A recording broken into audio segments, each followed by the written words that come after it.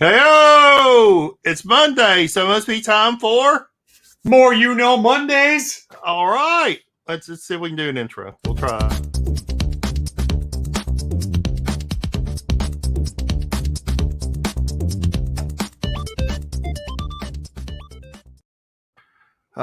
Jeff, how you doing today, my friend? Good, man. 3-day long weekends. I had a good time. It's been beautiful weather. Hit up a couple of local LCSs. So I had a blast, man. How about yourself? I think all weekends should be 3-day weekends. Right? I had a couple of late evenings. Late evenings. We know what you mean. Well, it's comic related, right? So, Friday I kind of worked late and I'd gotten this box in from Cbcs. So if no one, hey, Captain Beardo and LaCrucis, if y'all haven't checked out my last video over, here on this channel, did a CBCS unboxing, got 4 9.8s, which was crazy. But yeah, it had the box sitting there all day long, and I just never had a chance to get to it. And then finally at 1:30 in the morning on Friday night, I opened it up, and I expected 9.6s or something like that. I did not expect all of them to come back as 9.8. Right. So I couldn't sleep after that. I was so excited. So it begs the question, you didn't have time until 1:30 in the morning. What were you doing at 12:30? I don't remember. I did work late. I did work a little late. I was doing some video editing, which I don't normally do for work, but they was in a bind, so I volunteered, and it really kind of stretched my video editing skills and my computer power to the limit. So what probably I thought would take me about an hour and a half took about 5.5 hours. So, oh jeez. Yeah. Shutter Duck, how's it going, buddy? Appreciate you coming by. What up? So anyway, yeah. So then my sleep schedule was all screwed up on Saturday. Then we had, of course, the auction on Saturday night. So it was nice to have an extra day to get my sleep schedule back straight on track again, kind of. Yeah. So. Yeah. Well, we had an awesome couple shows about foreign comics, and I know you've been talking about it. You picked up a couple. So anything else? I know we talked right before we came on here. I haven't gotten mine yet. So what did you get? Did you get anything additional right now? Nothing additional. I'm waiting on hey, you too, Shutter Duck. Hey, T-Pain. Hey, T-Pain. Oh, wow. T-Pain said he found that Spidey Super Stories #1. All right. Well, send me a picture, my friend. You didn't find anything for me, T-Pain. Oh, you didn't let him know? Did you let him know? But no, I've ordered some stuff. I haven't gotten them in yet. Couple of interesting books. So, definitely I'll show them off here on the channel and stuff. All Mexican books. I just can't seem to find any of the international on eBay and stuff. I know our friends have kind of set us up with maybe a couple of groups, but yeah, for sure. I mean, if you guys have not seen those videos, they're over on my channel. We had some couple of great guests. Obviously, Matt Roybal was absolutely phenomenal. Amazing. The Facebook group link is over there as well. You can check it out. They are super welcoming. They love new people coming in and talking about foreign editions. So if you're interested in that, definitely hook that up. Check that out over there, and you won't regret it. It's a lot of fun digging into this stuff. It is. I don't think I'm going to go completely down the rabbit hole like those guys. Well, like anything, start with just a couple. I'm going to get these couple of guys right here. Yeah, I'm going to get my toe in a little bit and add a few things to my collection. I'll have to admit it's interesting. It's interesting. I do like the cultural significance of it. I mean, it's overwhelming when you think of all the stuff and everything is so. Yeah, very overwhelming. You definitely got to do the really specific little things to kind of get your toe in there. Yeah, it's very overwhelming. All right, what are we talking about today, man? Oh man, we got a good one tonight. And it might be a little bit of I don't know, maybe taboo. I'm not sure, but talk about market manipulation.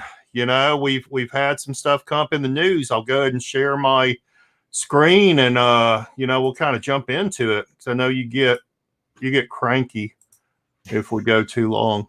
I mean that in a loving way. I know, my friend. All right. So what is market manipulation? And so anyway, yeah, is there market manipulation in comics? Start off with, what is the question? What is market manipulation? So I got this from a stock market site, but basically market manipulation is the act of artificially inflating or deflating the price of a security, or otherwise influencing the behavior of the market for personal gain. So where I came up with this topic was this big, that's getting a lot, you can see right here, Carl Jobst put out this video almost 2 weeks ago now, exposing fraud and deception in the retro video game market. And you could see after 1 week, and it's been up 2 weeks now, after 1 week, he had 1 million views. Wow. And the big take home that sparked this was, if you look at the video game Super Mario 64, I mean, this is a video game that came out like 1995, right? And was the largest produced video game ever. Oh, yeah. I had it. I played it many nights. Yeah, ever in the Mario franchise. And so in 1 year time, 1 year, so July 12th, a 9.2 graded copy went for $7,500. The next month, a 9.4 graded actually went for less money, $5,520. Then in January of this year, a 9.4 went for $38,400. And then just, I want to say last month, but now this September, so 2 months ago, but July 11th, a 9.8 went for $1.56 million. You and I both have been around this business of collectibles a long time. There's something, stanky going on in Albuquerque, as they used to say on the cartoons, right? When you see a jump like that for a video game that, yes, 25 years old, but I mean, come on. Yeah, I mean, you would expect to see it in normal terms. You would, if it went for 60,000, 70,000, okay, you're in the ballpark. I wouldn't bat an eye at that, saying, okay, that's fine. 100,000, okay. 1.5 does seem a little odd, I got to say. So he goes into a very long, it's about an hour long, and I suggest anyone really go and watch this. It's very interesting. But he did some investigative reporting, some good investigation, and there seems to be this connection between Wata Games and Heritage, which kind of bothered me a bit, because I love Heritage. Heritage up in Dallas. I'm in Houston. When I started purchasing some larger value books, I used Heritage quite a bit. Back then, when I was buying books, it was only a 10% buyer's premium. Now it's 20%. And now they charge the seller 5%. So they're making 25% on each of these sales. So $1 million sale, they are making $250,000. Right? All right. Hey, Comic Crack. What's up, Comic? So what Jobst is proposing that is happening is what's called shill bidding. And that's intentionally faking. It's intentionally fake bidding by a seller on their own auction to inflate the final price. This can be accomplished by the seller themselves or by someone colluding with the seller to fake bids on their behalf. And what they actually found was there was a sale of a Super Mario Brothers. So not the 64 version, but the original NES 8-bit Super Mario Brothers sold in between that time for about $300,000. They found that one of the owners of Heritage actually purchased that and actually was an investor in the initial purchase in getting that video game graded. Gotcha. So we know that a lot of times, I mean, how many times do you see contests and you see things like, you know, employees and families aren't allowed to participate in contests and stuff like that? There's actually not a law against it in auctions. I think there is in a lot of states.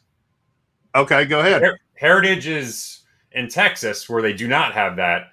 In like New York, for example, it is illegal. You are not allowed to do that. So it is considered a like a wire fraud, you know, potential crime as well. There's a whole bunch of things, but there's been a bunch of cases that I was looking at that got taken to court, and they won for doing that. But the thing with Heritage, because it's based in Texas, as long as I think it's in their terms and service or terms and conditions or something like that, they can do that. It's perfectly legal for them to do that. And I looked up that law, and actually the way that law is stated is if you do not, the way the law is stated is you have to tell the people if employees are able to participate. If not, in the terms and conditions, then it's assumed they can.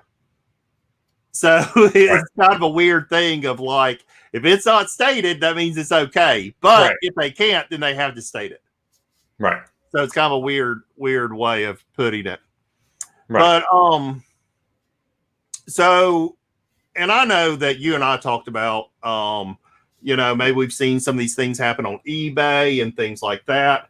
So there's a couple of reasons why I put down of why this might happen. One, a seller not wanting items for sale for too low of a price because they may lose money. Two, they want it to sell for a higher price to make more money. Or three, which is what we're going to talk about, to manipulate the market by artificially inflating prices for items. So I give a pretty simple example here. So if I own an item for $1,000, but I make the market believe it's worth $2,000, then I've actually increased the value of my own collection. Right? So this is achieved through bidding on your own item to a higher price, which was what was done with this report. The media, so there's several moving cogs in this, right? Then the media reports the sale, and then that new price becomes fact in the marketplace. Yep. See, so you got to have all these things working kind of together in concert for this to happen. A lot of times, that's one of the problems is there's no population reports for video games, so we don't really know what some things are.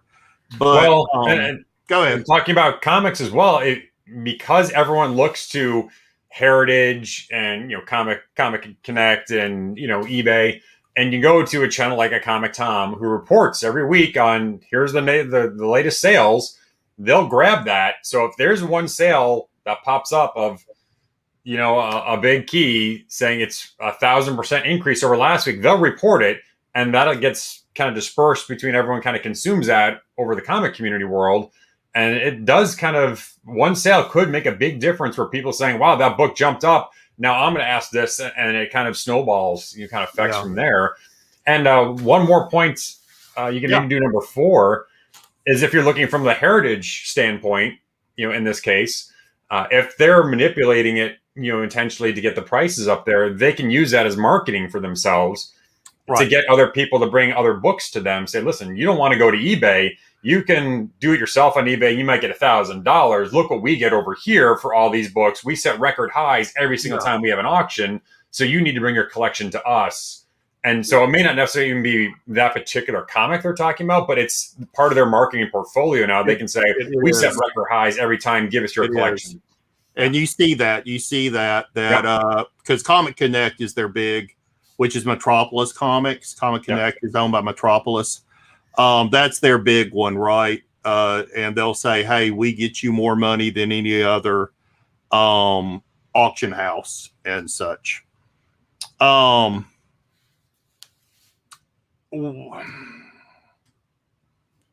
Eventually it'll correct itself, but what happens is these things become fact, right? So I'm answering Comic Crack's question.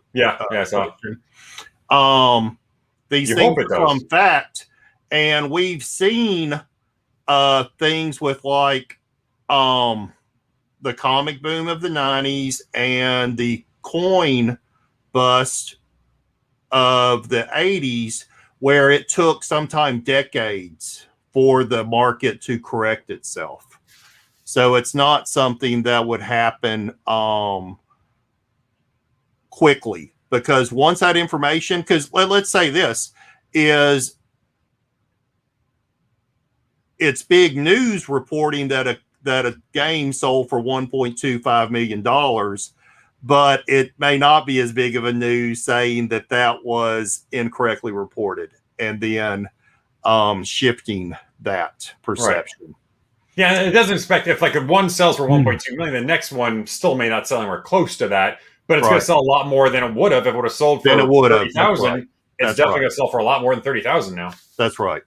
And one of the things is when they are in collusion with these grading companies, that hurts us, because grading companies for large value items charge you a percentage of what the item is worth in order to get it graded.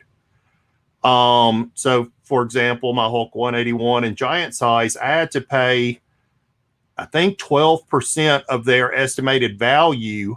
You got to mark to get them graded. And they're going to go by what the current fair market value is, which is usually the highest sell. So this gets to perceived value. This actually gets to what you were talking about a minute ago and Comic Crack was talking about. So perceived value. This is my own term. It's creative reporting of prices. So reporting prices that only support your view or your asking price in such a way as that it makes it seem more valuable. This plays on two areas of human behavior. Remember, I'm a psychologist by trade. And one is we have a natural inclination as humans to trust one another and take people at their word. Second, we don't research the facts ourselves, right? So if we hear some type of information, we tend to trust it, and then we don't do the research our own. The second is a lack of knowledge of statistics. So fun with numbers. So we are going to go into a little statistics lesson here in a moment. I'm just warning y'all. So here's an example.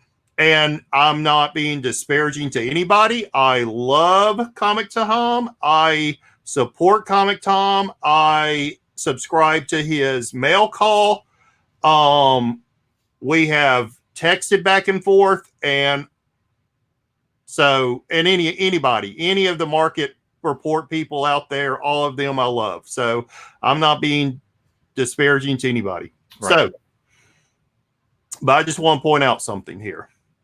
So if I have a top 10 list, and so the way this came up is a friend of mine inherited his father's collection, and he came to me and he said, dude, have you seen what the prices of these things are? And I'm like, yes, but have you actually gone out and looked at those prices yourself? No, I saw it reported on such and such YouTube channel. And now he's asking for that price, which was actually $2,000 for a 7.0 Silver Surfer number 3, First Mephisto. He ended up selling it for $1,600. Anyway, I randomly selected something from last week's I'm just going to say that. And the way they reported it was this: Ghost Rider 28 sold in June for an average raw price of $40 and a CGC 9.8 high price of $500. So right now, with just this limited information, how do you perceive the value of a Ghost Rider 28? Automatically, we are going to, as humans, move towards that large price, right? And start thinking, oh, my Ghost Rider 28 could be a 9.8 and worth $500, right? Yep. Yeah, I'm asking. I'm asking. So appreciate. Yeah. Yeah. No, absolutely. People look at that, and you're always going to gravitate to the higher number. Yeah. And you're going to see that, and the fact that it's even presented, saying, "Well, this Ghost Rider 28 must be hot." They're presenting it, a high price of 500. Yeah, that's great. Yeah. But what is wrong with this data?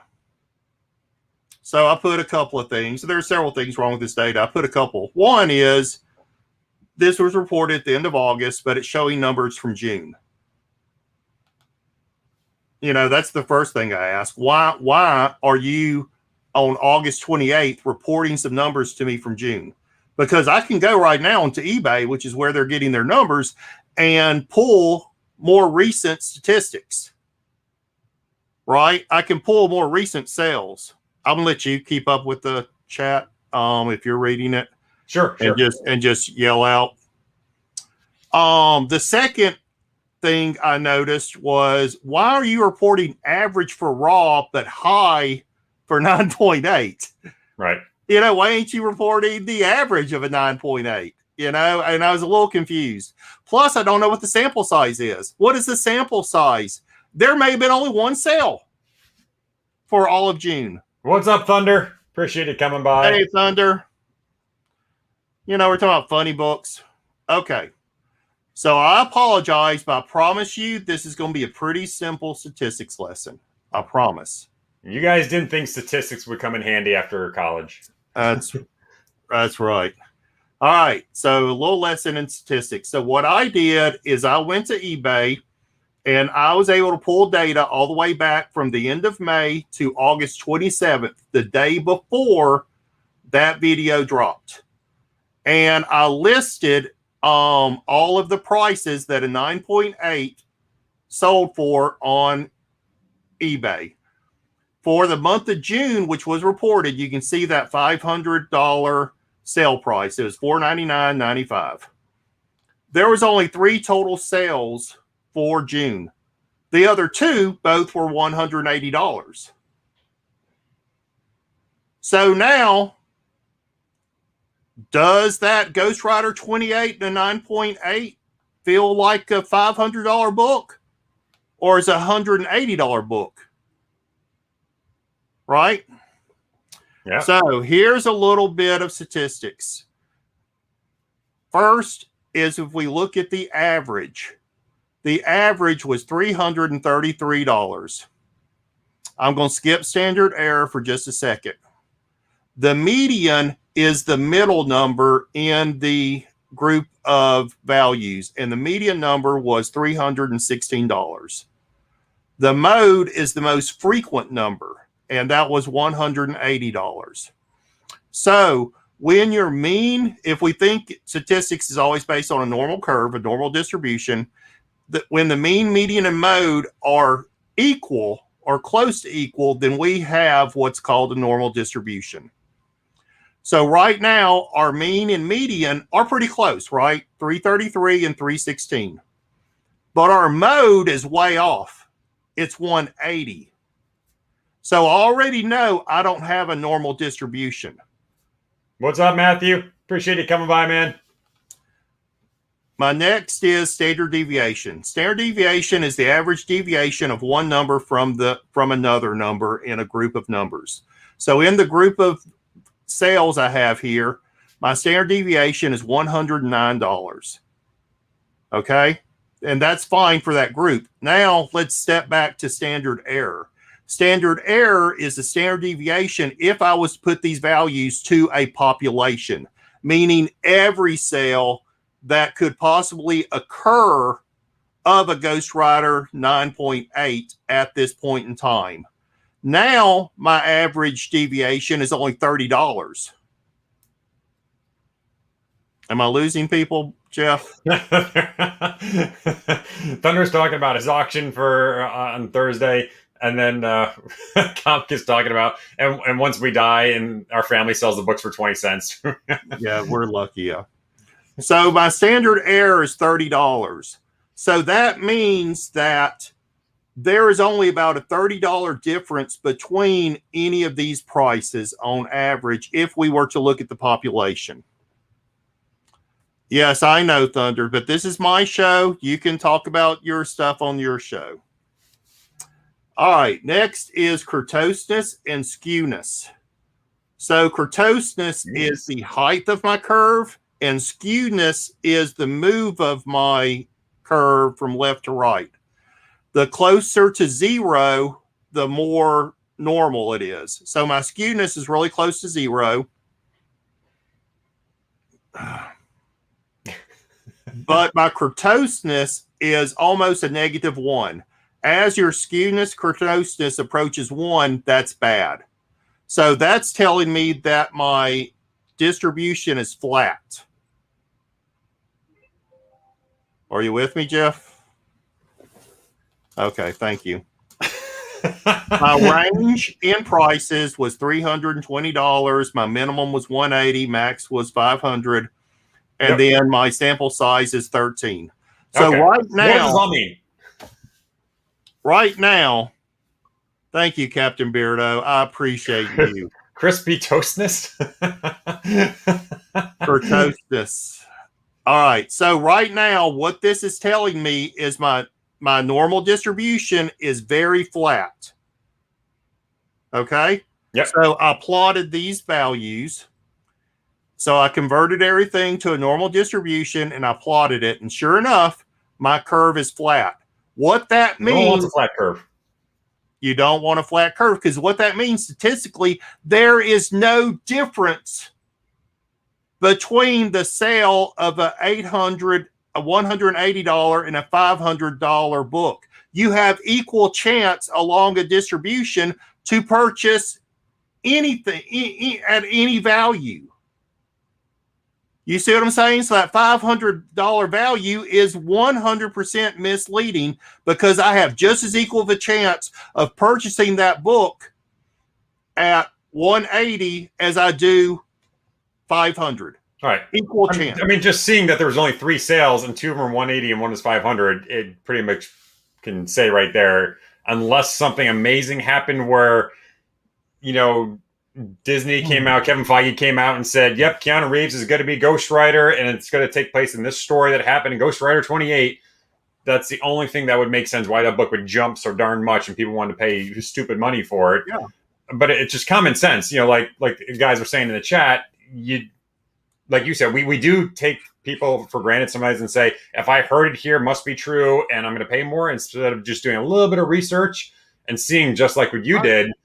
You know, I mean, you don't have to go through this whole math exercise, but just seeing for your own eyes, okay, the past couple sales, this doesn't make sense. I'm not going to pay it. Well, yeah, and you could do it from just that. You know, however, what you walk away from that limited piece of information is my Ghost Rider 28 is worth $500, and it's not.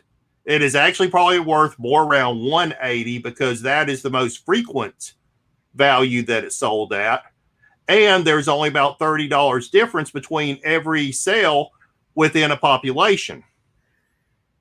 Right, Comic, but that's different though. If you're talking movie announcements or something like that, they're not announcing a movie announcement. Kevin Feige's not doing it so they can see the sale of Ghost Rider 28 go up in value. And they don't have any skin in the game on that side of it. So that's something different that we can do for a totally different one. Yeah. Captain Brian. And another thing, statistics is the only class I did not do well in. Yeah. So, yeah, and I have a PhD in statistics. But anyway, and then when I took the average of raw sales from May to August, that average $40 average that was reported dropped down to around $12.95. So, you know, yeah, of course I got skin in the game somewhere, buddy. All right. So,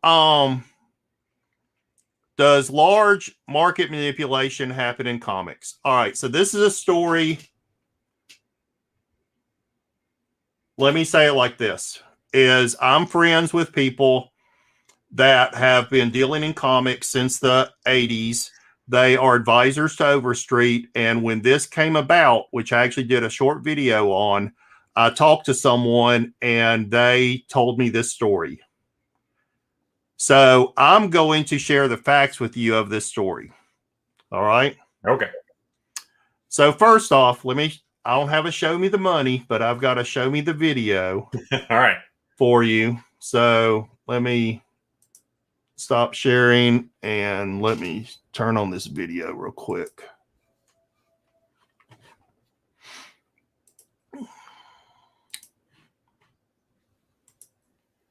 Oops.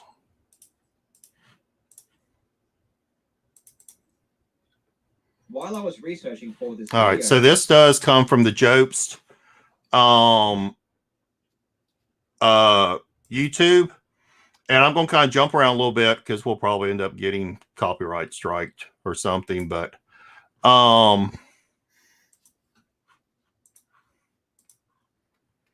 so here's the video. I spoke at length with Pat the NES Punk, who is one of the most dedicated collectors while I was researching boxes of NES games there has ever been. He told me he was contacted by a comic book collector and seller whose father not only worked at Heritage Auctions, but was also friends with Jim Halperin. What he had to say was shocking, and Pat graciously connected us so we could talk. The collector, David Wilson, who founded and runs Collectors Comics, told me this. Hi, my name is David. I'm from Comic Book Investments on YouTube. My dad, big time comic book dealer in the 80s and 90s. He ended up taking a job with Heritage a couple of years ago, and he had a personal relationship with Jim, and they had a personal relationship for years. And then through the relationship, that's how he got a job working at Heritage. He was Street Side. He worked for Heritage for almost 2 years. And during that time at Heritage, he had a few conversations with Jim. My dad told me, because I would talk about the video games, I was like, hey, Dad, I can't believe the video game sold for so much. He was already gone by the time the video games have reached where they are now. And he told me, he's like, yeah, so they're manipulating the market. And my dad gave me an example. Jim is one of the biggest comic collectors in the world. He has one of the biggest collections in the world.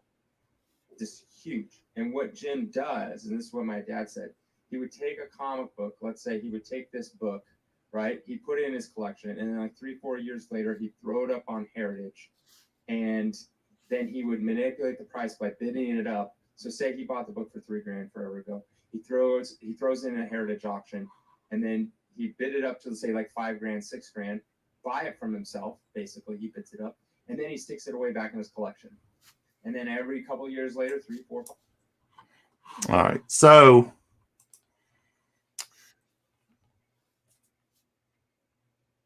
what that does is what I was bringing up a minute ago about number 3 in the manipulation is I then take a book and run the price up myself through an auction. Right. And now it gets into the media as that book now being worth more money. And I've upped the price of my collection and made more money for CGC and everything, right? Yep. Yeah, that's the thing why I don't understand why that's even legal. Just as something that like we talked about, most states have banned that. But there's some states that still think that's totally fine. They can do that. And I don't understand, with so many negative things about that, how is that true? And again, if a comic is correct, if it's a true story, we're hearing it, third party kind of thing, and he's hearing it from someone else. He was not there, so we don't know if this is even true. So that's another great point as well. But if it is true, the fact that the state does allow that, I don't get. I don't understand that. So here is the story I was shared, and I'm going to provide, like you and I always do, my unbiased of this one. So several months back, and I reported this on a video, Batman #1 CGC 9.4 goes for $2.22 million at Heritage. This happened in January of this year. So couple things I want to point out. So one is, if you read about this, and actually let me get to this other thing.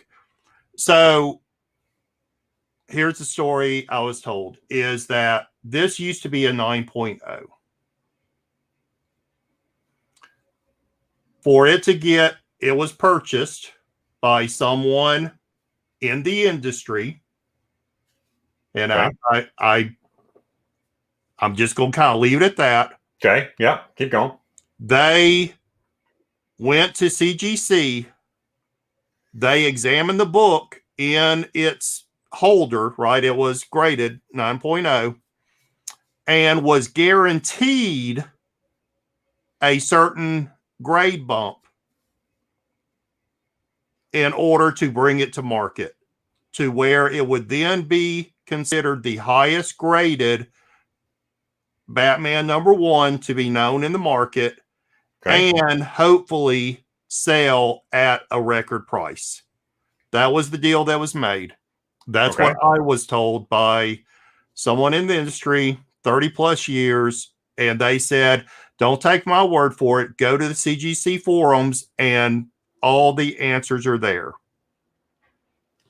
So I went to the CGC forums, and here are two excerpts. And if you are a member of CGC, you have access to the forums. You can go research this for yourself. Crowzilla brought up that there used to be 2 9.0 copies on the census, and now there's 1.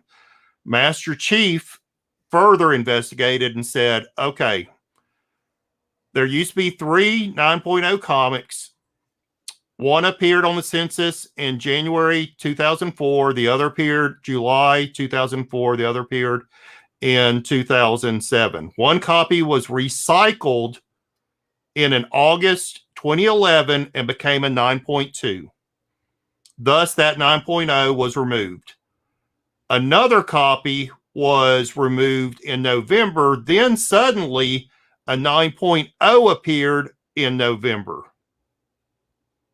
Okay. So what this is called in the industry is recycling, where they're able to take a high value book to CGC. They would look at it through the holder and come up with an estimated grade of what it could get bumped up to. Are you talking about it could be, are they like cleaning and pressing it right there? Or are you talking about they do absolutely nothing to it? We don't know, because these are, if you look at these Golden Age comics, they are almost cardboard covers. Yes, there could be minor defects on the spine that they could say, okay, if this wasn't there, then we could do this. Right. That's the first thing that came to my mind. So yeah, but what I'm saying is that this is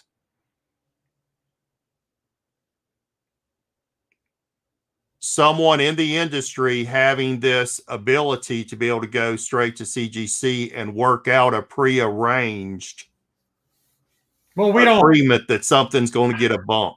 I don't know about that. I think that's stretching a little bit.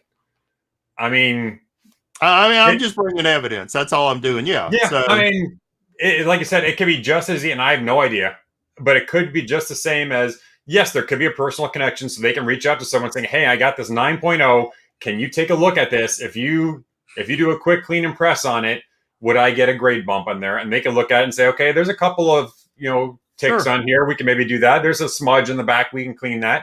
As you know, when they do a high graded book, it gets turned around within a few days. So it could definitely pop up very quickly. Everyone cracks and submits books all the time. I mean, that's like a main thing. There's tons of YouTube out where people buy a slab, they crack it, the CPR, they send it back in, and they get grade bumps. I mean, so far I don't see anything wrong with this unless I'm missing something. is okay. So when you and I resubmit something, we're kind of gambling, right? I'm not Sure. doing a jack off thing. I'm doing a rolling the dice thing. I'm not doing a masturbating thing. I'm doing a rolling the dice thing. We are taking a chance. This is where you get to sit with, you know, people within the industry and them kind of guarantee you that you can get a bump in grade. You see what I'm saying? In order to bring something no to the different. market.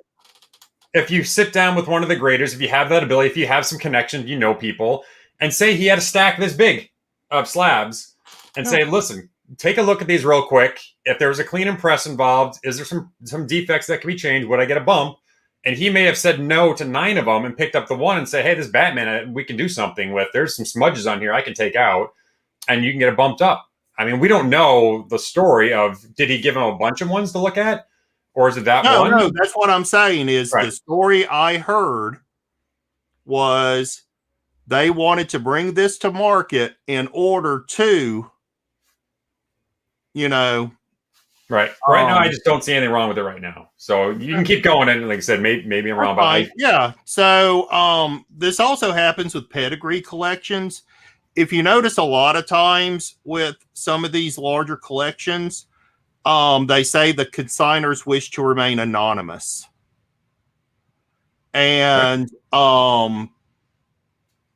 that's because someone in the industry who may be affiliated with the place doing the auction could be associated with the book or collection.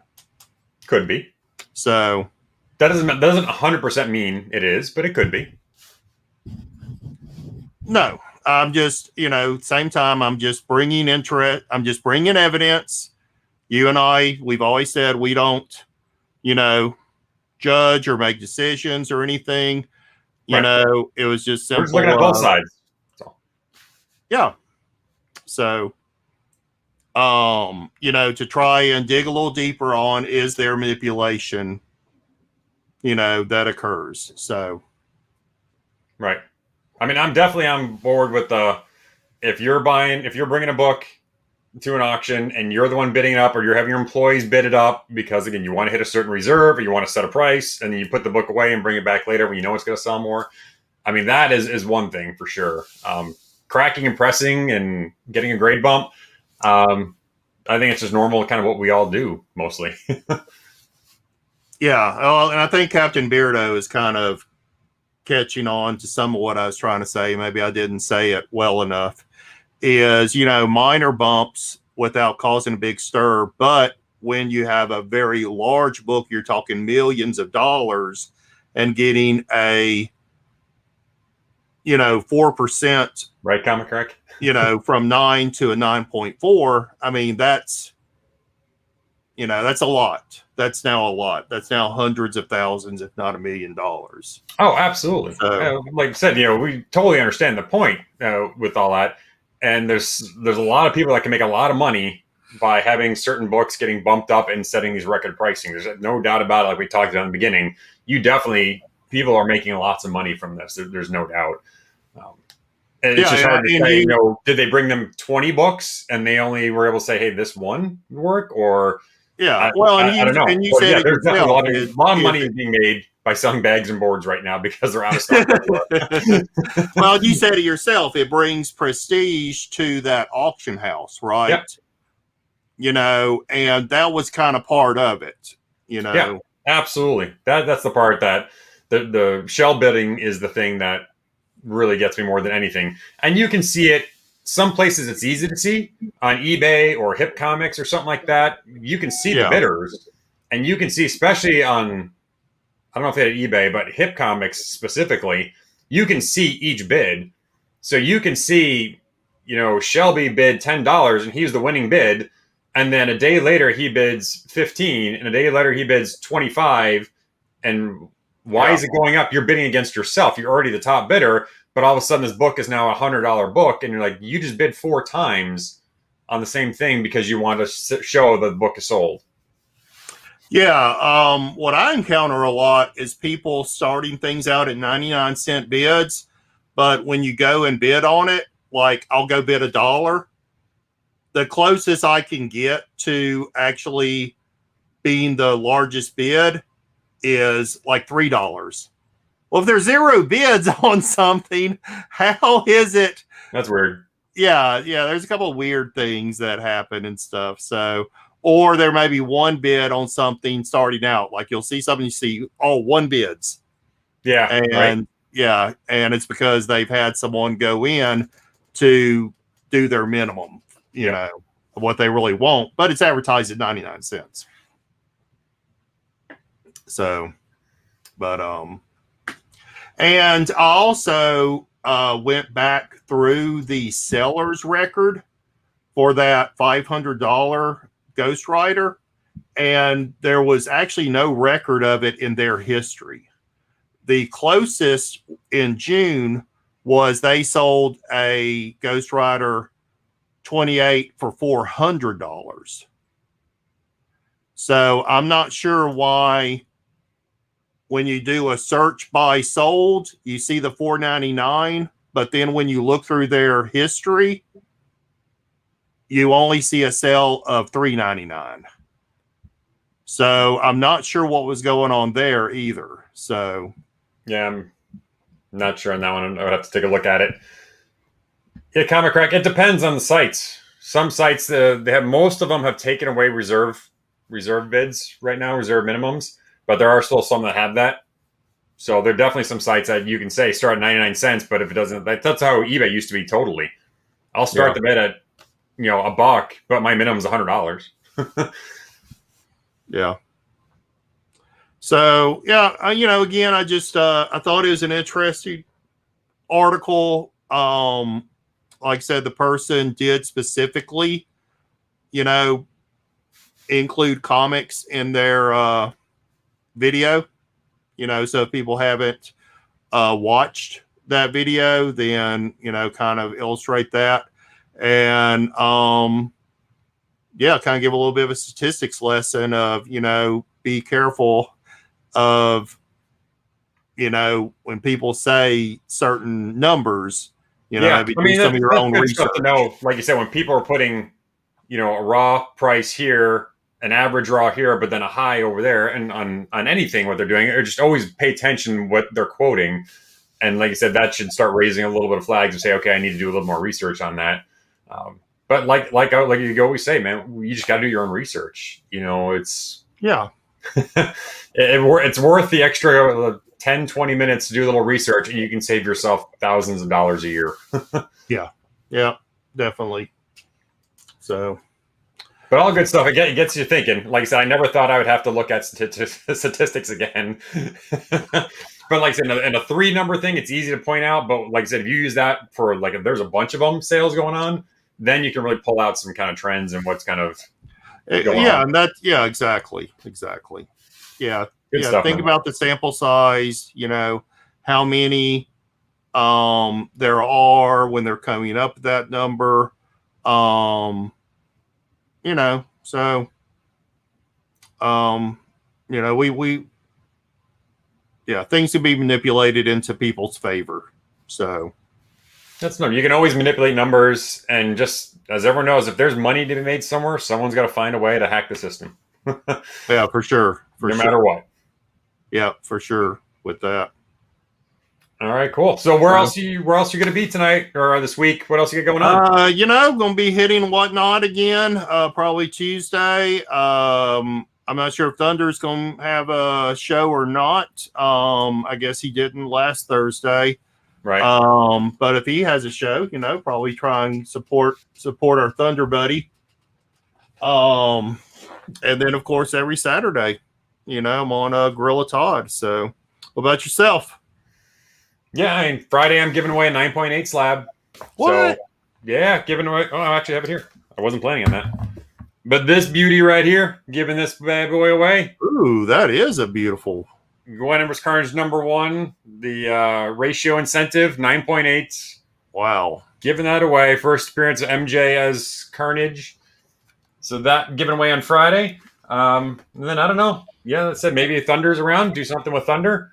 But that's basically it, man. Cool.